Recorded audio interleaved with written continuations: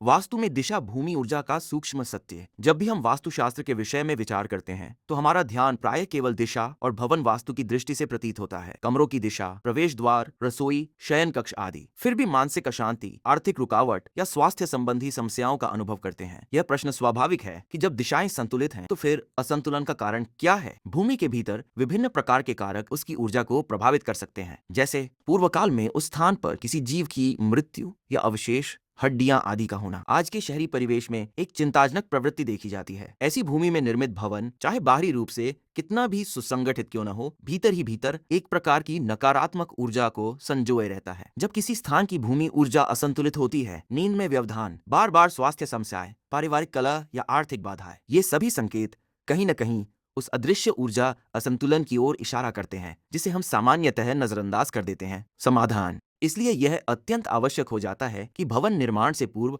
केवल भूमि के आकार, दिशा और माप ही नहीं, बल्कि उसकी आंतरिक ऊर्जा की भी जांच की जाए। उस स्थान को सकारात्मक ऊर्जा से परिपूर्ण भूमि शुद्धि बनाने में सहायक होते हैं। वास्तु केवल दीवारों और दिशाओं का विज्ञान नहीं है, बल्कि यह ऊर्जा के संतुलन का शास्त्र है। यदि हम केवल बाहरी संरचना पर ध्यान दें और भूमि की आंतरिक स्थिति की उपेक्षा करें तो परिणाम पूर्णतः संतोषजनक नहीं मिल पाते। अतः यह आवश्यक है कि हम वास्तु को उसकी संपूर्णता में समझें, तभी एक भवन वास्तव में सुख, शांति और समृद्धि का केंद्र बन सकता है। हमें अभी संपर्क करें।